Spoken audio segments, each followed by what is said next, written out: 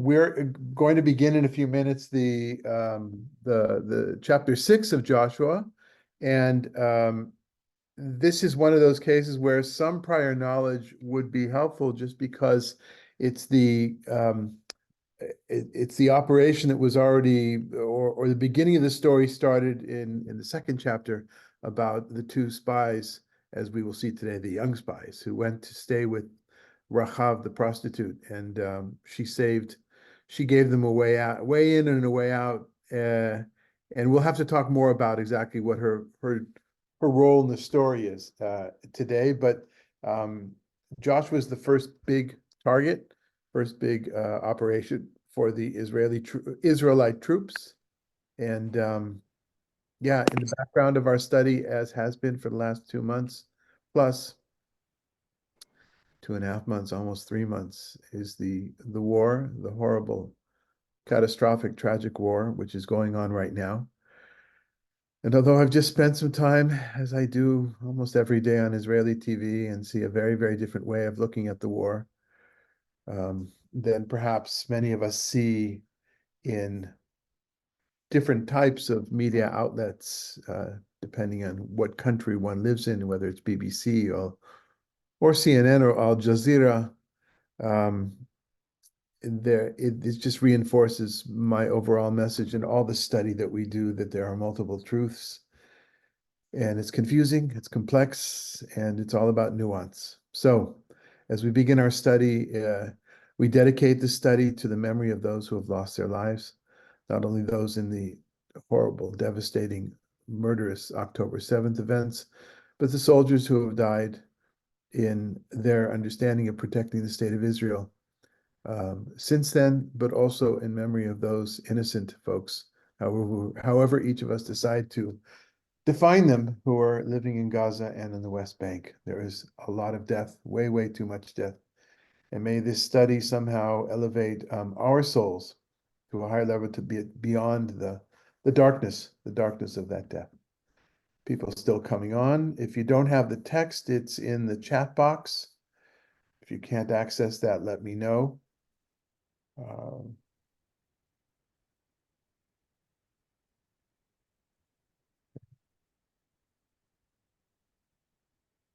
We all want to wish Madalena refuah shlema. She's not feeling well, so I think she's going to drop off of the call very soon.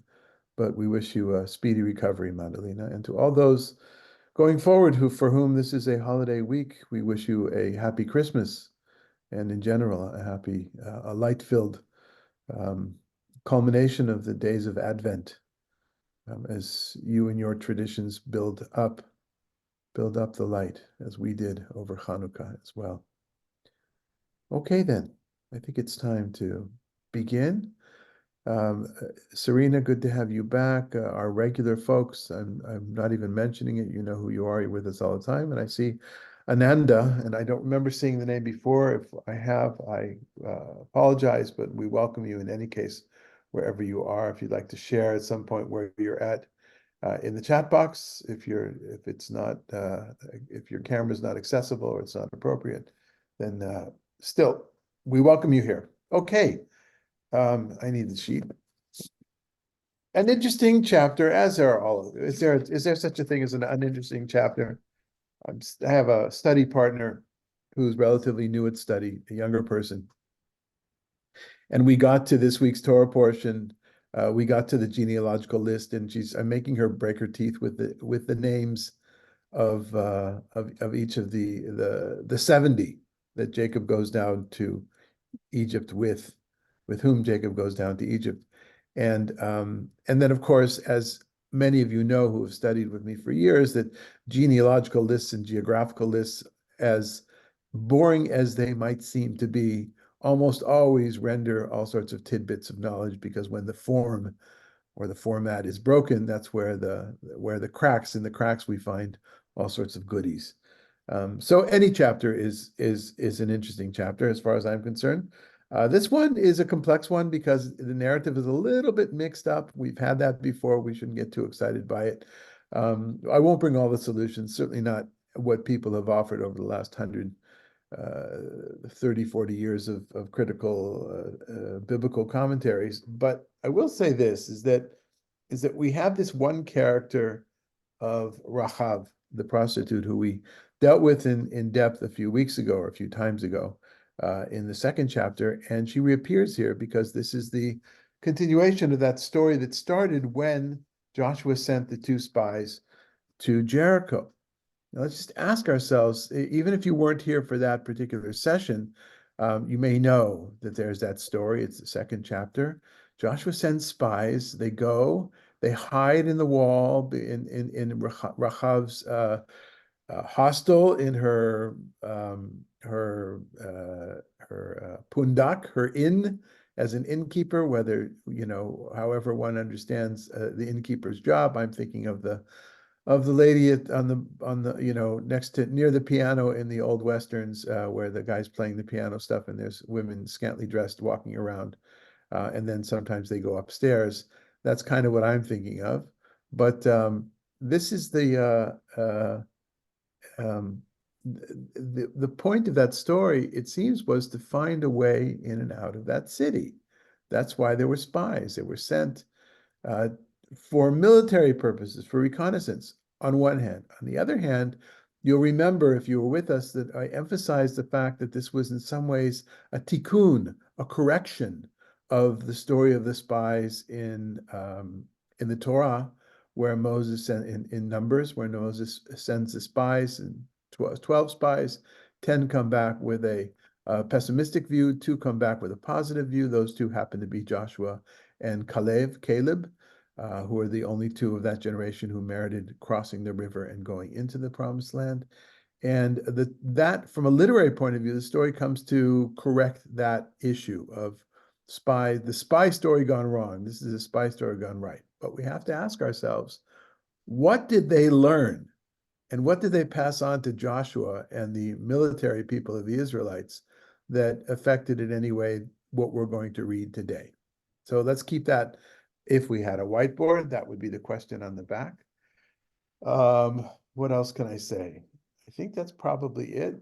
Although we could have begun with the last bit of last week's story as well, where Joshua, if you'll remember, meets a warrior who turns out to be an angelic warrior, and Joshua says, "Are you with us or are you against us?"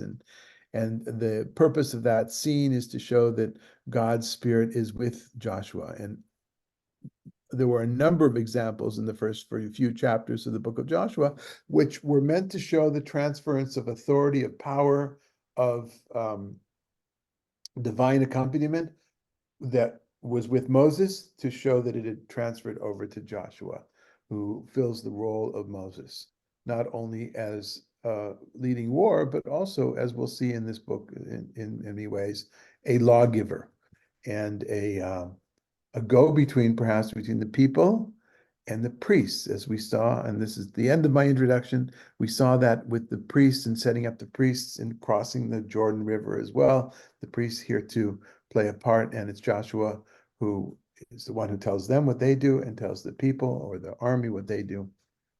Let's go in, unless there's any comments or questions before we begin. Okay, then. So, Malka, how about reading for us verses 1 through 5, please? Now Jericho was shut up tight because of the Israelites. No one could leave or enter. God said to Joshua, "See, I will deliver Jericho into your hands, its kings and warriors. Let all your troops march around the city and complete one circuit of the city. Do this 6 days with 7 priests carrying 7 ram's horns preceding the ark. On the 7th day, march around the city 7 times with the priests blowing the horns. And when a long blast is sounded on the horns, as soon as you hear that horn, the sound of the horns, all the troops shall give a mighty shout. Thereupon the city wall will collapse, and the troops shall advance, every man straight ahead." Okay. So what impression do we get here? What comes up? What seems clear? What seems unclear? What seems familiar?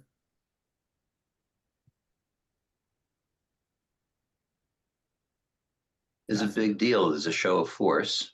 Mm. So when you say show of force, what does a show of force entail? How does one show force?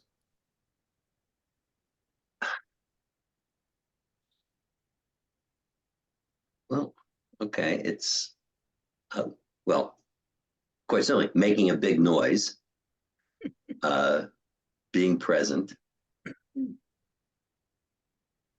There's no mention of weapons, right? No, Right. So it's not rolling out the huge artillery or the catapults or whatever they had, right? There's no brandishing of swords. So I don't disagree with you that it's a show of force, but what's the nature of the force according to what we read here? I think it's that they're fewer in number than the people that they're going against, and all the noise and all the blowing of the horns makes it seem like that they're more than what they really are. Okay. Like making the enemy more afraid than maybe they perhaps need to be because of all the noise. It seems like it's a lot of people. Okay, so you're giving a rational explanation, right? Could we categorize that rational? This is a type of, it's not guerrilla warfare, but this is a type of the few against the mighty. There's no mention here of numbers, I think. Right. But there is mention in the beginning, right? When it starts, you should know the place is locked up. There's no getting in. There's no cracks in the armor of the city. So that's kind of, so whether it's a numerical thing, it's certainly, or not, we don't know necessarily. I hear what you're saying. And that would make sense from the reaction would be, let's make noises if we're many more people. But two things is number one, it's even if that's not the case numerically, from a qualitative point of view, if it's not quantitative, it's qualitative, the city is all closed up, very emphasized there, right? No one could enter or leave. And then there's the issue of they make a lot of noise, but when do they make noise? uh, On the on the seventh day. last day. The last day. So not every day. So you have these 6 days of marching around, and who's key to the marching around, would you say? It's the priests. Priests. Priests. So again, that tension, where in it are the priests vis-a-vis or uh, opposed to the army or the chieftains? There's no mention of the chieftains here, as we had. Remember, there was that competition of traditions that it felt like in the narrative of crossing the Jordan. What part of it does the ark plus the priest play, and what part of it do the chieftains play, standing on the stones, of the various tribes? Here, there's no mention of the tribes. There is a mention of the people themselves, but they have to be restrained. All right, we'll see. Let's continue on and see where else we get, unless there's any other. Yes, Eric. Was this 6 straight days, or did they take time out for Shabbos? That's an interesting question. I guarantee you somebody asked that question. That would be interesting.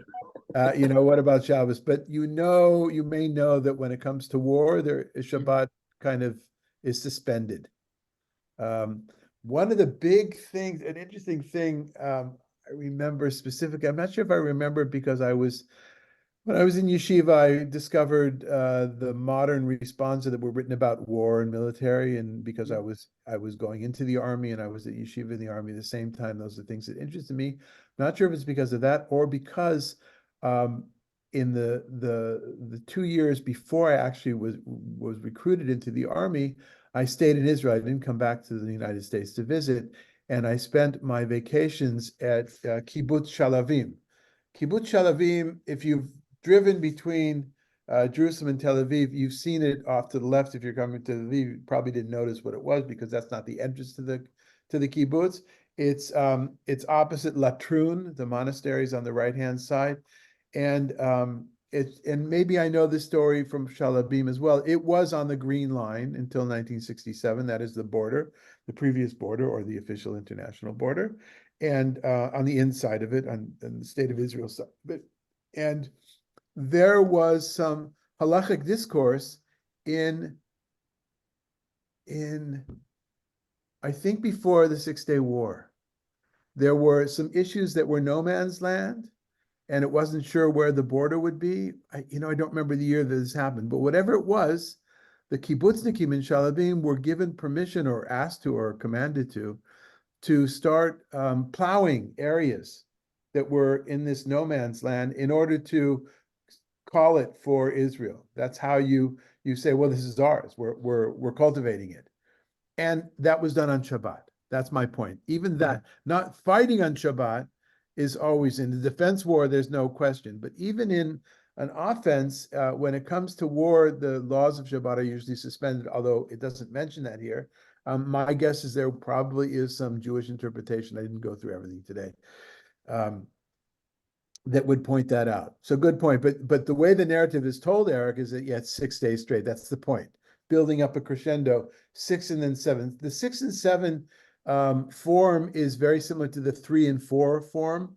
And the 3 to 4 form we've talked about before in narratives. Something happens 3 times, but it's the 4th time that makes the difference. It's in the book of Daniel. It's in Genesis. One of the classic examples is the 10 plagues. You say, well, that's not 3 and 4, that's 10. Well, there's 3 groups of 3 plagues that can be linked to each other from a logical point of view, and it's the 4th after those 3 groups, the death of the firstborn, which makes it happen. A lot of cases like that in the book of Samuel, in the stories of Samuel, you find it as well. And in the book of Proverbs, there are a number of proverbs that say 3 are this, but 4 is that. In that same section, there's 6 is this, but 7 is that. It's just I don't know how to describe this in English, but it's a literary form which you find in wisdom literature, in poetry, and in narrative prose. And so thinking in the book of Amos, when he talks about for 3 transgressions and for 4. Yeah, exactly. It's like great example. So in prophecy as well, right? Prophecy, poetry. And so there's also a model, which is the 6 to 7 model. This is the 6 to 7 model. The 6 to 7 model, of course, the quintessential 6 to 7 model is the creation of the world. Yeah, the creation to get to Shabbat. So that's what you have here. So an answer, a long answer to your very short question, Eric. Yes, afilu b'Shabbat, even on Shabbos. Yeah. Okay. So one more thing that I found here is the last sentence. Thereupon the city will collapse and the troops shall advance, every man straight ahead. If I had a whiteboard, I would show you the little drawing that I don't know if you can see the little drawing, but I'm thinking of let's just primitive, a circular city, walls in a circular pattern. And when you go to war with a fortress city, usually I think we're thinking of finding the weak spot and pressing there, right? Whether it's the gate or a crack or somebody open up. Look at most of my knowledge of this kind of warfare is from Game of Thrones. So I realize I'm not that, from a historical point of view. That's a joke. I see a lot of people who are not smiling.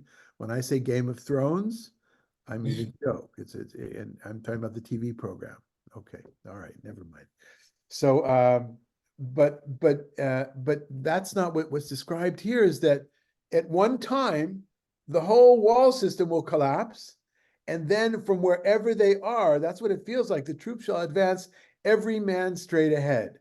They're each going, they're all converging on that point at one time. From a strategic point of view, that's not usually how things happen, right? In the battlefield, right? From all at one time. Okay. Anything else?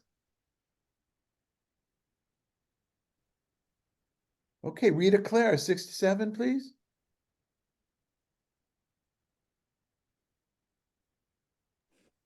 I'm sorry, Rabbi, I won't be able to read today. Okay, all right. I had a little mishap happen on Sunday. Okay. I tripped and fell and dislocated and fractured my shoulder, my right shoulder. Oh, we're sorry to hear that. You're at home though, I see, right? I am at home. My daughter and son-in-law are here. And I'm trying to carry on as usual. Okay, you'll carry on without carrying anything. Okay, so refuah shlema, refuat nefesh, refuat guf. May you be blessed with a speedy recovery, not only of your shoulder and your body, but also your soul, which every time any of us takes a fall, our souls are jolted equally as our bodies, I think, as well. Absolutely, yes. Okay. Megan, would you go ahead, 6 to 7, please?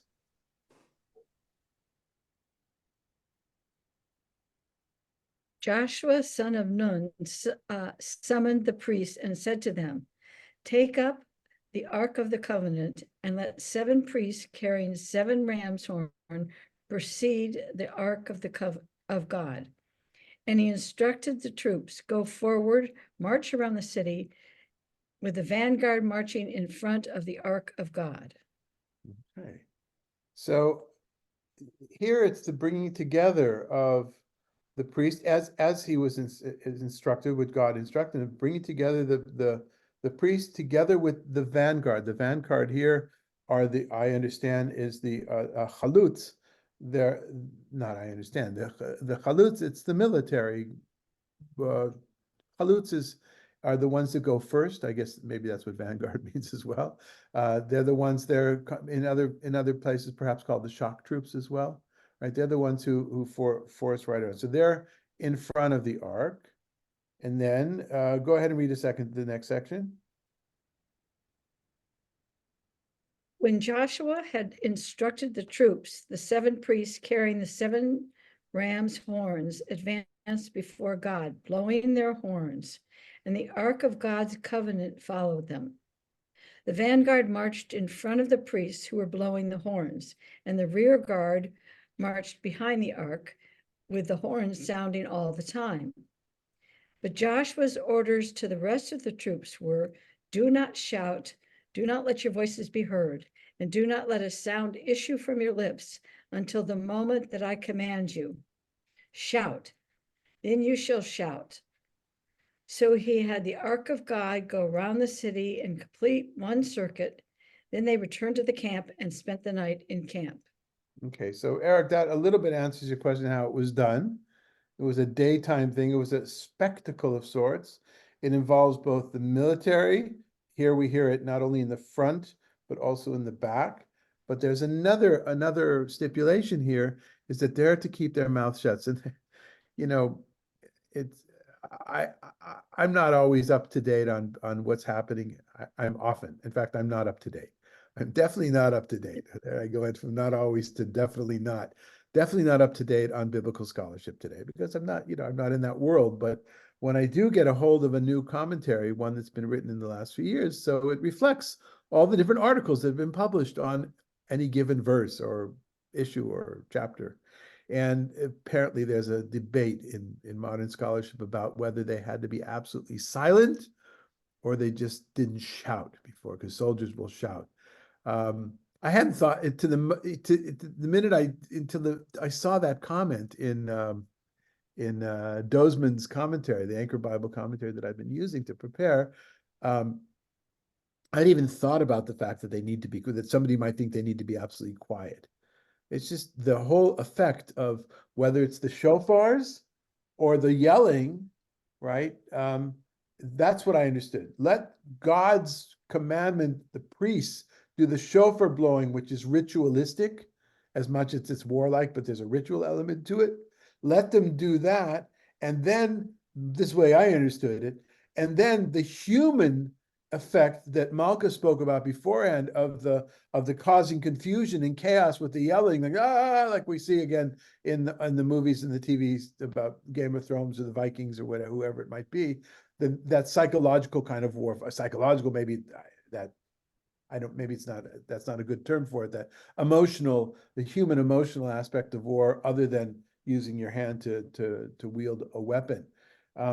But then I thought, after seeing that there's some that feel that it's silent, that's an interesting thing. And they bring parallels to certain ceremonies in which people need to be silent. The silence is important. Then I kind of like it. I like that idea.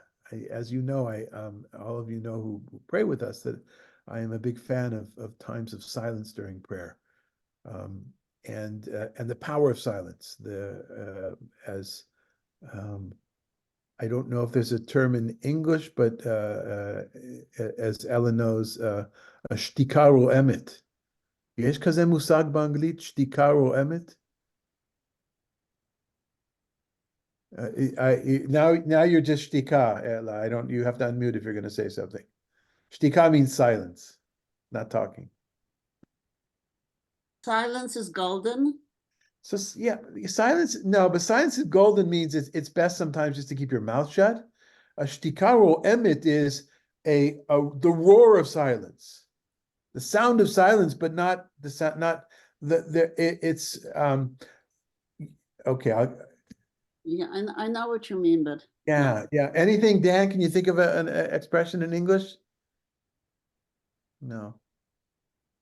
Okay, my favorite example. I'm sorry, this is not a humble example. This is me bragging, but I had occasion to tell this story a few days ago. Um, when the Rabbinical Assembly, the rabbi union that I belonged to, met in Israel one year, and I was still living in Israel.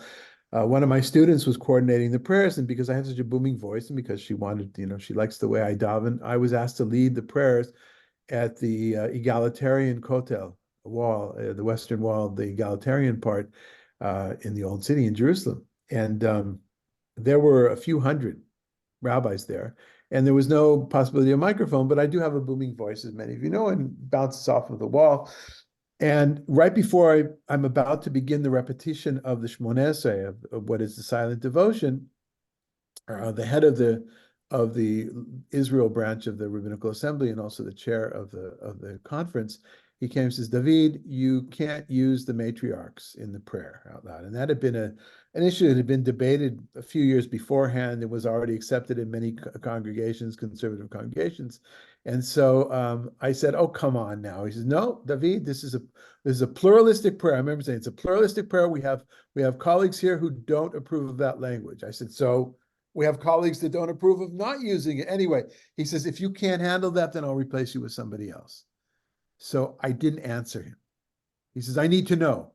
And I was so upset that he would interfere this way. I took 3 steps back without saying anything to him, 3 steps forward, and I go, and I'm going to do it in Hebrew right now for those that know, and I'll translate afterwards. Baruch atah Adonai, Eloheinu v'Elohei avoteinu, Elohei Avraham, Elohei Yitzchak, Elohei Yaakov. And what I did was I was singing that we give thanks and praise to Adonai Yud-Heh Vaveh, God of our God and God of our ancestors. And I understand Avotenu's ancestors, not just fathers. And then I said the God of Abraham. And instead of saying the God of Sarah, I just left it hanging there, silent. And then instead of saying the God of Isaac and the God of Rebecca, I just left the Rebecca part. And I could hear my students and my friends in the back totally laughing.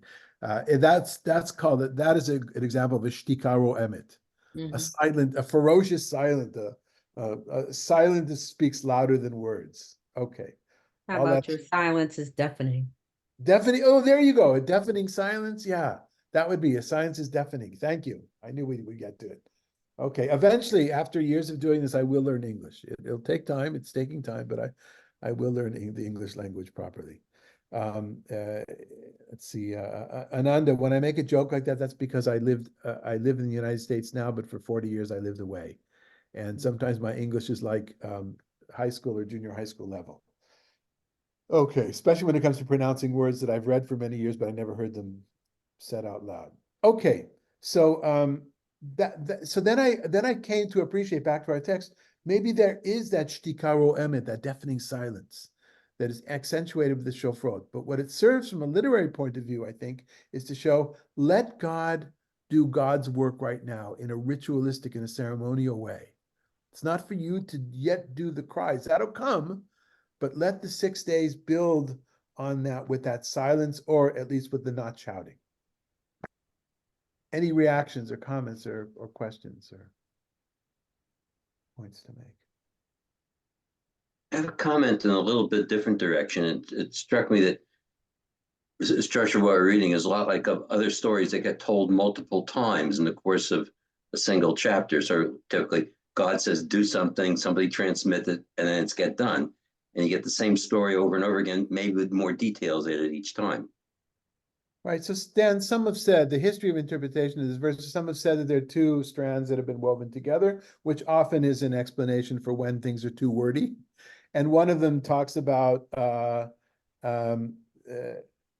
7 times rolling around, or 7 days, maybe not, maybe it was 1 day. There is a midrash, a rabbinic midrash that I didn't bring, that talks about how there were actually 7. It was a labyrinth. Those of you, did anybody here come to the class that our daughter Debbie, Rabbi Debbie, gave a year and a half ago? Right. So do you remember she talked about labyrinths, and there is a Jewish labyrinths which are known in the church world. That motif of a labyrinth was borrowed, I don't know, 17th, 18th century, maybe, into some very, very few examples, at least in Bill Gross's collection, of labyrinths. And one motif, one that you see at least in 2 or 3 places, is it's a labyrinth of like 7 walls. And at the end of walking, Jericho is like in one of them, Joshua is at the bottom with a big beard. And in the middle is Rachav the prostitute's house, something like that.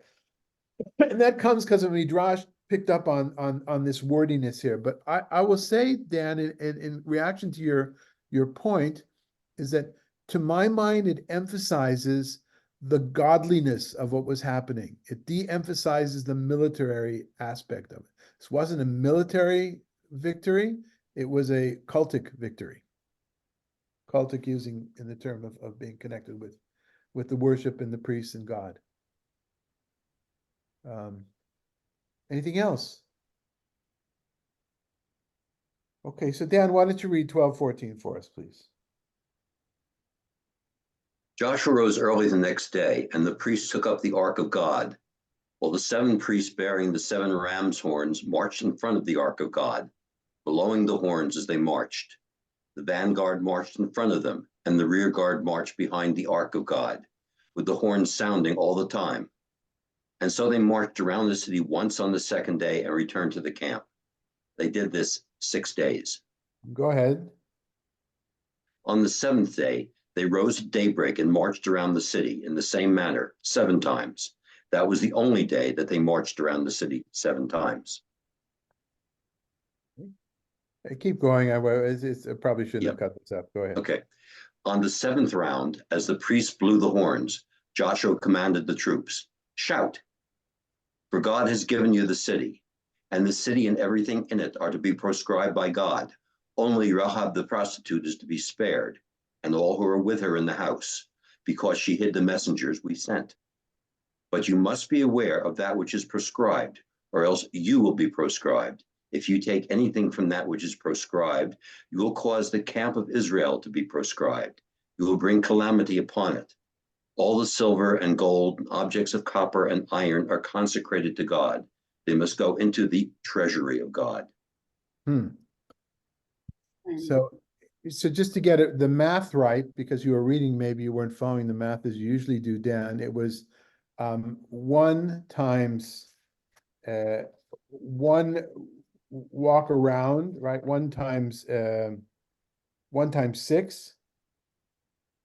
Yeah, 1 times 6, so 6 plus 7, Wow. right? 7 on the last day.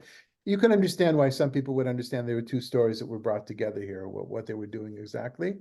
7, of course, being what we call a typological number in the world of biblical research, as opposed to, say, in some Christian schools of thought today in the United States. Typological not meaning it's a magical number or a theological number, but from a literary point of view, it's a type that repeats itself. It's a number of wholeness, hence the 6 plus 7, 7 days of the week, 7 planets. It's before they knew there were 9, and then before they knew there were 8, and whatever, or whatever school of astronomical thought one belongs to these days. I'm not necessarily up to date. But then, so what do we not hear about? Well, we'll talk about the proscribing in a second. Cherem is the word in Hebrew, cherem. Maybe a word that people in English are not familiar with. In Hebrew, people are more familiar with it, because cherem lachrim, somebody is to excommunicate them, not necessarily in the official church-like way or synagogue-like way, like Spinoza was excommunicated cherem, but lachrim something means to confiscate something. If you're at the getting something through customs, something might be muhram. There's a cherem, a boycott on buying certain things, on boycott on people. So modern Hebrew uses the word cherem quite a bit. In biblical literature, a cherem is a very specific thing, which is you're not allowed to take the booty. And that would go for people as well. In some cases, that's not. And except for in this case, the cherem, and sometimes it means to be totally destroyed. But in this case, any kind of booty which is worthwhile, any precious metals, they need to go to God or the priests.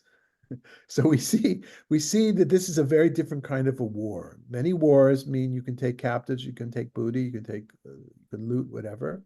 But this war is strictly symbolic. It's strictly theological, symbolic. And what's not mentioned here, here's another example of shtika ro'emet, of deafening silence. What did we not hear about here? Death. There's no list of who died and who this. Now, if it's today, of course, we'd want to hear about the death, the wounded. But after many wars, many war stories in Hebrew biblical literature, there's a count of how many were dead on the other side, or if there's a plague. Yes, Klaus. It sounds almost like everybody got killed in the city of Jericho, because the way that it is written, nobody's left. They take everything, and I got the feeling that everybody was murdered, but maybe that's wrong. No, I think that is the feeling. Everybody is murdered, but it's not. It doesn't necessarily. It doesn't. In other stories, very often there are numbers, grandiose numbers of thousands. How many were killed? Of course, there's no mention here of any Israelites killed, but the emphasis, though, is not, I find at least the emphasis is on the stuff, right? The stuff. And of course, I guess so this is, yeah, I will say, though, you're right, Klaus, in that in a regular war also, the women would be taken, the women and children would be taken for slaves. Yeah. Yes, even by our people as well. And none of that happens, except for, now we see the purpose of Rachav, the prostitute, is to show that everybody else was destroyed except for her. Yeah. So Klaus, go ahead and read the next section as well, and then we'll talk a little bit about Rachav. 22. 21. So the troops shouted when the horns were sounded. When the troops heard the sound of the horns, they raised a mighty shout, and the walls collapsed. The troops rushed into the city, every man straight in front of him, and they captured the city. They exterminated everything in the city with a sword, man and woman, young and old, ox and sheep and donkey. Okay. So what I meant to say beforehand was in the previous section, it's about the silver and gold. It's more about the property. Here we haven't mentioned, this is again why people feel that two strands have been woven together before. So here it talks explicitly about the people and the different types and the animals as well. So it feels to me like here, God does what God does by reducing the walls to rubble, but then the men come in and do the other thing. Okay, and then read the next section, would you? But Joshua bade the two men who had spied out the land, "Go into that prostitute's house and bring out the woman and all that belonged to her, as you swore to her." So the young spies went in and brought out Rahab, her father and her mother, her brothers, and all that belonged to her. They brought out her whole family and left them outside the camp of Israel. They burnt down the city and everything in it, but the silver and gold and the objects of copper and iron were deposited in the treasury of the house of God. Only Rahab, the prostitute, and her family were spared by Joshua, along with all that belonged to her, and she dwelt among the Israelites, as is still the case, for she had hidden the messengers that Joshua sent to spy out Jericho. So if somebody wasn't here when we did the second chapter, after we're finished today, go back and read that chapter. Just a few things about Rachav.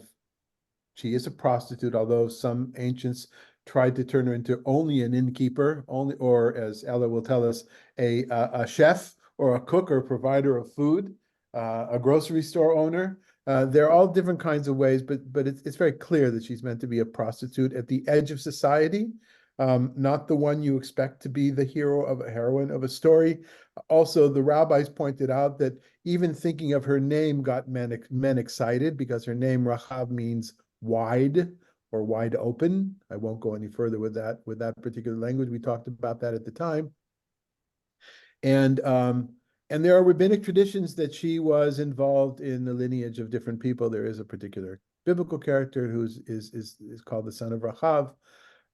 But there's a really interesting, she's in, it feels like she's in this story too much. I mean, she helped it, but and the emphasis here is in that last line, as is still the case. Yeah. So what we were taught was this is a great, and they're not examples so much of the Rechavites. There are of the Givonites. We're going to run into the Gibeonites or the Givonim. But the Givonim and the Rechavim, we'll just call them right, the Rechabites and the Givonites, right, were two Canaanite peoples who were not eradicated. They still have a presence in the land. And while the Gibeonites were tricksters, and then they're punished for that. We'll see that story coming up in the book of Joshua. Rechavites, we don't really hear much about them afterwards, more in rabbinic literature. But she's the foil. I think, am I using that right? She's the foil to emphasize the cherem, the fact that all the stuff was forbidden to have any benefit from this battle. This battle was one thing and one thing only. It was to show, well, no, it was one thing in the foundation of the narrative, to show that this is God is paving the way for the Israelites to conquer the land with a God-given victory. And it was an utter absolute victory, and therefore everything has to go, anything of worth has to go to God, to the temple. The secondary purpose of this story, I think it's secondary, is to show why are the Rechavites still running around the land? Why do we still have them in biblical times? Oh, because a promise was made. And then there's a focus on this vow that not only did the Israelites treat her differently, and God spared her house, meaning her brothers or sisters, not her children, because she's a prostitute, I think, but her parents. Not only that, but the two guys, and it's emphasized, the two young men, which I don't remember seeing that in chapter 2. I didn't go back to look. It was two soldiers. I don't know if it said young men there, right? The emphasis there was that they didn't sleep with her. I think that was kind of the point of the narrative there. They were just there doing reconnaissance. And they themselves are the ones that have to get her out. There's something poetic about that, I guess. So yeah. So a twofold purpose of this narrative, but it is not to show the military might on their own of the people.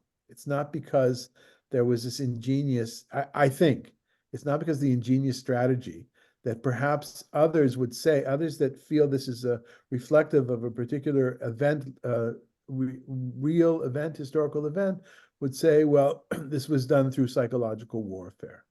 We do have another story. You may remember, you'll probably remember, Malka, of the beating of the jugs in the water with in Judges, in the book of Judges, which is absolutely psychological warfare. And yeah, okay.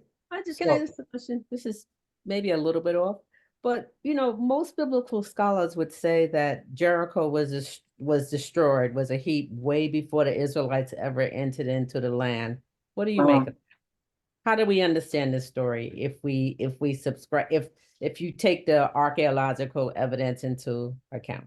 Thank you. Thanks for bringing that up. I might have forgotten, but for those that have lived in Israel, especially pre-Oslo, when we used to travel through the city of Jericho all the time, and you pass by the sign in the oldest city in the world, and Jericho is well known. It's such a low, it's very close to the Dead Sea. the date palms. So when archaeologists got to work in it, I guess in the late 19th century, as I will echo what Malka, I was taught as well. This is basically the premise of all biblical archaeology. There is no strata in the digs that reflect the time that this should have happened. Right. In other words, it was already rubble by the time this would have happened, if we're talking about this even happened at all. And so what I was taught, Malka, I would imagine you heard this at some point as well, is that when the Israelites were living whoever was living at the time, and they'd pass by this rubble, there was, oh, and the child would say, Abba, how come the Ima, how come this city is just a pile of stones, whatever? Oh, there's a story about that. This was the great victory. Now, it's a story, it's an etiological story, comes to explain why something actually exists that way. We're going to have another story about a place called Ai, AI. And I, in cognitive languages, Semitic languages, means ruins. So the place name, the city was called Ruin, the city of Ruin. And so there's another example of how it became ruined, even though at the time the story was told it was a ruin. In other words, yeah, I think that's how we do. We explain things, that realities that are today, by foundation stories, by origin stories that are, yeah, that their purpose is not historical. It's to teach a lesson. So that would be my answer. I think that answers. Yeah, I hope it does. Thank you. Yeah. Anyone else? Okay, Troy, why don't you read for us 26 and 27?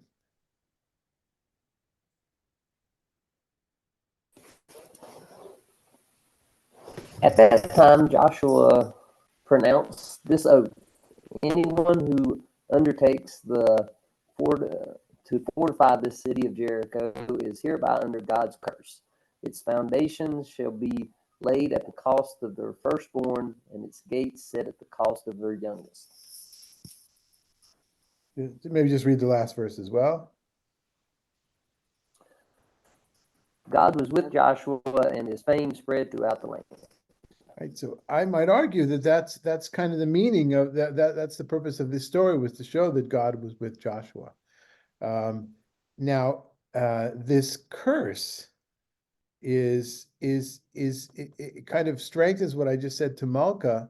Says that not only is the city destroyed now, this city shall remain destroyed, period. Right? Shall remain destroyed to commemorate what God did here.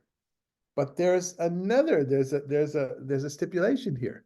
If you do rebuild the city, and included in that is use anything that comes, any booty that came from this city, and that's going to be important from going forward, then what happens to you?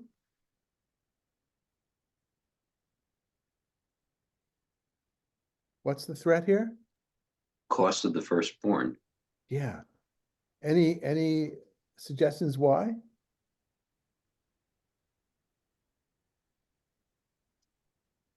When else did we hear of the cost? When else do we hear of the firstborn, of course?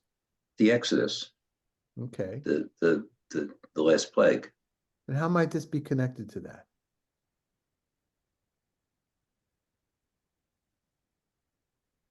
What happened right before the death of the firstborn? A few things happened, but one of them was, Darkness, the plague before. in between, Oh, the Israelites were told, Moses told them to go out and borrow to pick the things. lentils of their home and But blood. that's true, but also to borrow things from their neighbors. Oh, to spoil the Egyptians. To borrow, right? And that answers the question as to how they had all this stuff to build a tabernacle from the inner logic, the inner logic of the story, not necessarily the historical events. They had all these things, these precious metals and hides and skins or whatever, and yarn and things like that, because they borrowed kelim. They borrowed different vessels in the wider sense, not just pots and pans, but They borrowed things from their neighbors, which is generally to be understood. And I think it's the simple meaning of the text. This is payback. We worked for you guys for hundreds of years. Now we're going to take your stuff and we're not coming back. We're not bringing it back. Oh, they didn't say we're not bringing it back. And I think, to my mind, the reason that that's here is to say, you might have thought that along with this war, you get to keep the spoils as well, right? In some way. And you should know that this is different. This is not one of those cases. Mhm. And if you do break this law, then your firstborn will suffer. And there's another reason for this, as we will see going forward in Joshua as well. Okay, and I guess I probably should have lined up a recording off of, but we have trouble. Something's with Zoom. I don't know if it's just us, but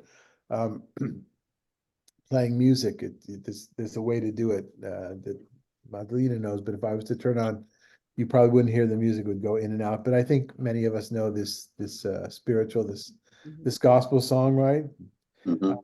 What I had not realized, until I will admit, I always thought it was Joshua fought the Battle of Jericho, but there are versions where it says Joshua fought, but apparently the earliest texts say Joshua fit, which I guess is a certain kind of past tense of fought, fit the Battle of Jericho. And here, just looking at the words up to the walls, Jericho, the sword drawn in his hand. Go blow them hordes, cried Joshua. The battle is in my hands. And on one hand, yes, reflecting the biblical story that the battle is in Joshua's hands as the shaliach, the emissary of God. But there's nothing about the sword in the biblical story. And then comparing to Gideon, to Shaul, and in any case, recorded by many people, including Elvis Presley, as you may well know. So I'm not going to sing it for you today, but another time. Okay, if Richard was here, I'd ask Richard to sing it, but Richard has, I think, a doctor's appointment today. So, okay, any parting words? All right, so Thank you for that last insight. I never thought about that, about be delayed at the cost of their firstborn. Never thought about the connection that you made. Thank you. And how about the past tense form of fought, of Fit. fight? I think it's slave dialect. Yeah. Mhm. Yeah. Okay, everyone. So I'd say I see you tomorrow, but I think that Stephen may be teaching the class on his own tomorrow. Please come. In any case, though, we can keep it going. I know that I'll be watching the recording afterwards. Again, happy holidays to anybody who is celebrating whatever they are celebrating in the next few days, whether it's Christmas or I think Kwanzaa is around now as well. I admit I didn't look it up. And in general, it's in the air where we live here in North America, as well as it is in England, in the UK, and other places. There is a holiday spirit, but at the same time, we keep in mind our prayers of healing for this world, in particular Israel, Palestine, Ukraine, Sudan, wherever it might be, and that may our studies lead us to be better people. Okay, my friends. Be Thank well. you. Bye-bye. Thank you. Thank you. Bye. Welcome, welcome.